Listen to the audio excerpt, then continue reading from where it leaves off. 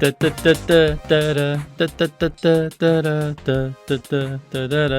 that's all I can possibly sing unless I face legal action online. Welcome back to Zekeism.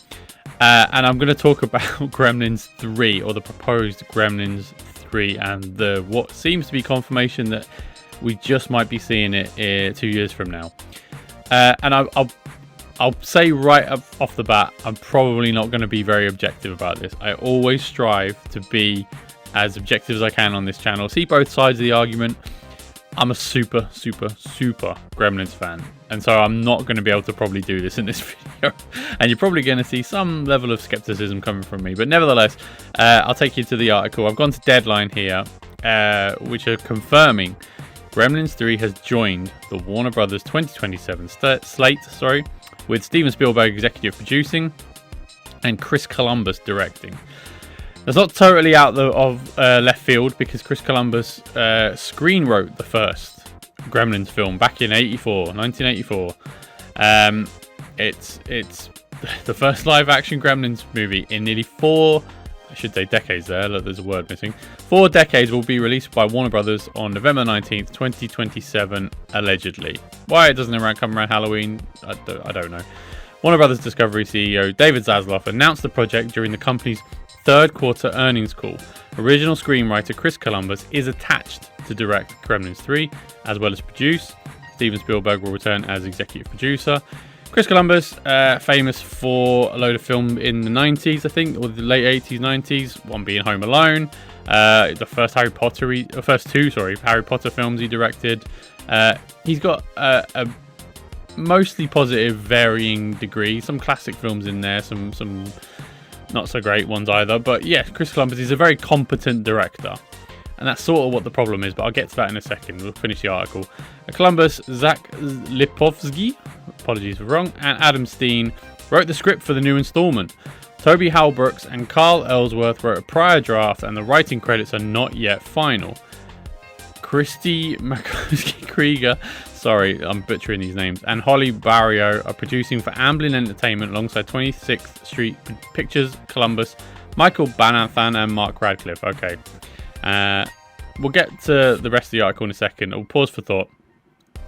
The writing of the script is an interesting, because the Gremlins 3 has been long hallowed. It's been one of these films that's been, I all my life pretty much I've heard rumors of a Gremlins 3, and it comes around every now and then they can't figure it out, and it goes by the wayside constantly most of my life. I've heard Gremlins 3's coming, and then it never does. But the reason they can't secure a good script, they can't come up with a good idea, they can't secure sort of all parties to be complicit, and the studio can't seem to work it out, so it doesn't seem worth the while to bother. Seemingly they figure something out, or they're desperate and they're just going to pump something out. Oh God, I hope it's the former. The original Gremlins, directed by Joe Dante, we'll come back to him, became a pop culture phenomenon in 1984, grossing $165 million worldwide, be significantly more nowadays with inflation. The sequel, the brilliant sequel, Gremlins 2 The New Batch, was far less successful in 1990, but oh my God, it's amazing. Taking in $41 million, though it has gone on to become a cult favourite. The staying power of Gremlins, via merchandise, comic book extensions stemming from the 2 initial movies, played into Warner Media's decision to greenlight an animated prequel series for HBO Max. Its second season wrapped up earlier this year. I've seen it, it's fine. Few titles are as beloved and iconic as Gremlins, and we're beyond excited to bring it back for both lifelong fans and a whole new generation, said Jesse Ehrman, President of Development and Production at Warner Brothers Pictures. Who cares what he thinks?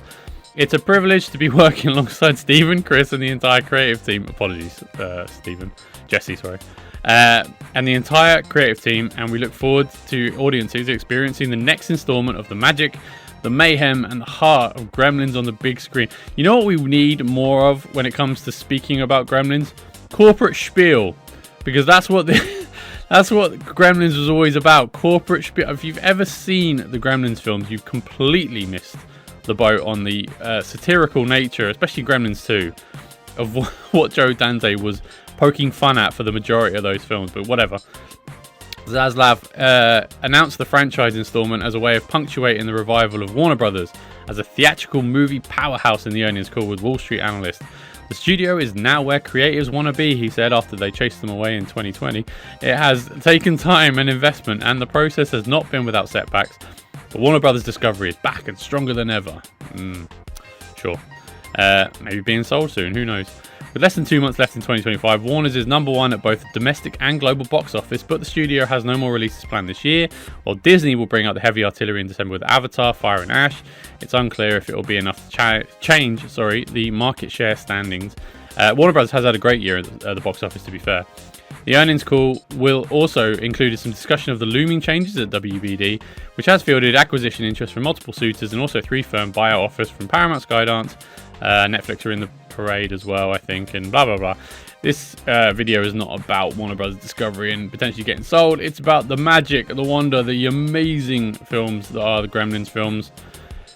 Okay, so what do I think? Gremlins 3, like I said, has been long prophesized, and they've tried. Warner Bros. Has tried for many years to get it off the ground. Never has, never will.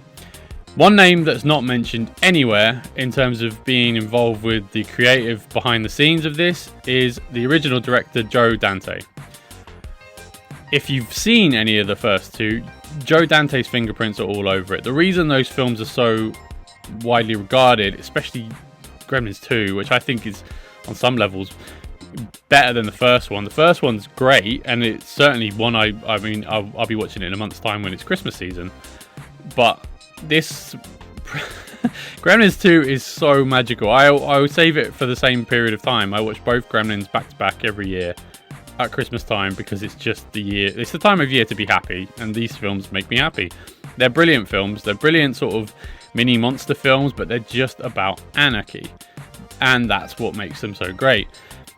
Having them being so corporately announced is so antiquated and anti-Gremlin. I can't even. I mean, they probably don't even realize the irony of what they've done, but nevertheless, it's so. This should actually be a scene in the film where they're announcing Gremlins 3 film, and this is all just some parallel universe in which Warner Brothers are in the doghouse. They announce a Gremlins 3 film because they're desperate, and all hell breaks loose when they can't control them. There you go. I've just pitched a better Gremlins 3 than I'm going to go out on a limb and say any. I try not to be negative, but I love the Gremlins so much. I don't think the people they've announced here, bar Steven Spielberg's involvement and possibly Chris Columbus, I don't think any of these people have got the chops for it. But I am happy to be proved wrong. If they make an amazing, but I think, oh God, where do you even start? If there is just one CGI Gremlin anywhere in this film, dead on arrival, because you're not going to attract the old fans. And here's the challenge they have. This is for the new generation. Okay, if you're trying to bring in the generation of fans that I'm from, if you have one CGI Gremlin anywhere near that, it's dead on arrival. If you try and CGI the Gremlins anyway, you've completely missed the mark, and you don't know what the original was about, or what the passion and the love of the original is. I mean, it's the fact that Joe Dante's nowhere near this is quite telling to me. Maybe they pitched it to him and he said, no, I don't want to put my name to that, and that's why he's not there. It's very suspect to me that he's not there, because he is the heart and soul of the Gremlins films, without a shadow of a doubt. And I don't take it from me, I'm just a stupid fan online who thinks he knows better than everyone. I genuinely am that. I urge you to go to Red Letter Media. I love those guys so much, and they speak as true Gremlins fans as well. I'll put their video links in the description below, so you can check their stuff out. I think they're brilliant anyway, but on the subject of the Gremlins, they're bob on accurate. They're absolutely brilliant, and so I would love them to see. I would love to see their take on what they think of this Gremlins 3 announcement. Because I don't think it'll be far off the mark of mine, because I'm very skeptical about it, very skeptical.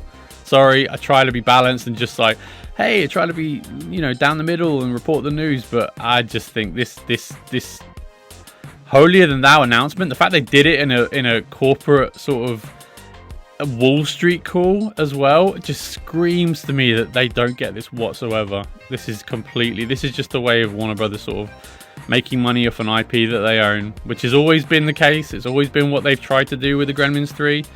long vaunted film. So yeah, you're seeing negative Zeke today on this channel because this I don't say worries me, because you'll still have the original 2, which I believe will hold up. I don't think this won't hold a candle to the original 2. There you go, hot take, maybe not so hot take, but bold prediction for the latter half of, or the later 2027 when this thing hits cinemas. Yeah, I don't know what you do with this, but maybe leave it alone if you can't do a good one. What do you think? Am I just screaming into the wind? Am I talking absolute rubbish? Or do you even care? That might just be the case. You might not even care. Let me know in the comment section below. Please leave a like and subscribe on the channel as well. And I'll see you next time. Thank you so much for watching and listening. Bye-bye.